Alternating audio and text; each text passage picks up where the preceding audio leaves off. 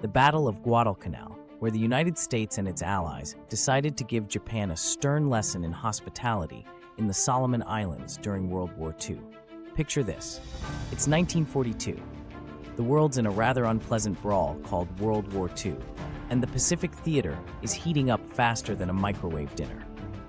The Guadalcanal campaign, lasting from August 1942 to February 1943, was like a multi-episode drama featuring intense jungle warfare, relentless naval battles, and aerial dogfights that would make any adrenaline junkie's heart skip a beat. The star of the show? A seemingly insignificant airstrip named Henderson Field. You know, because nothing says strategic military objective like a patch of dirt long enough for planes to take off and land. The U.S., tired of being on the defensive after the surprise party at Pearl Harbor, launched its first major offensive against the Japanese Empire. The opening act was as stealthy as a cat burglar, with U.S. Marines landing on Guadalcanal on August 7, 1942. The Japanese defenders, clearly not expecting guests, were caught off guard. The Marines seized the airfield with minimal resistance. Easy peasy, they thought. Oh, how wrong they were. The Japanese, not known for taking things lying down, reacted with the enthusiasm of someone whose party was crashed. They sent in reinforcements and thus began a series of battles on land, at sea, and in the air. The Japanese, believing in the bigger the better philosophy, kept sending troops and ships. The Americans, on their end, were determined not to let go of their hard-won prize.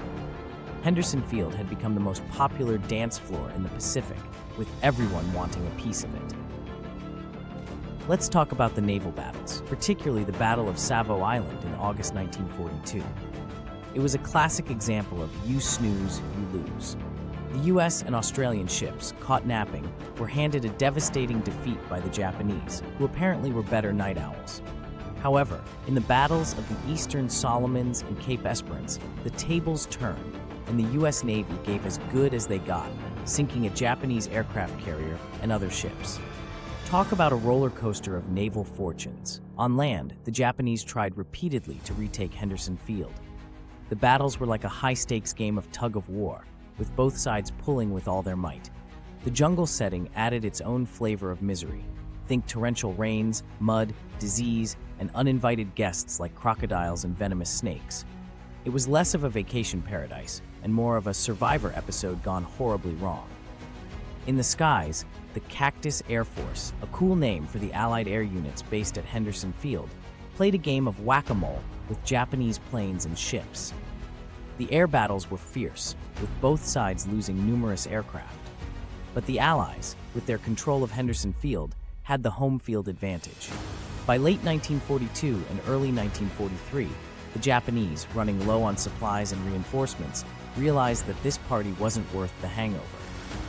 In February 1943, they evacuated their remaining troops, turning tail in what was a rather undignified but sensible retreat. The aftermath. The Allies won, but at a heavy cost. The Battle of Guadalcanal was like a horrible first date that went on for way too long. It was a brutal, eye-opening experience for both sides, but it marked a turning point in the Pacific War. The Japanese expansion had been checked, and the US and its allies had gained a crucial foothold in the Pacific. In conclusion, the Battle of Guadalcanal was an epic tale of military strategy, sheer grit, and the will to hold on to a piece of strategic real estate at all costs. It had all the drama, action, and suspense of a blockbuster movie, except this was real life, with real people and real sacrifices.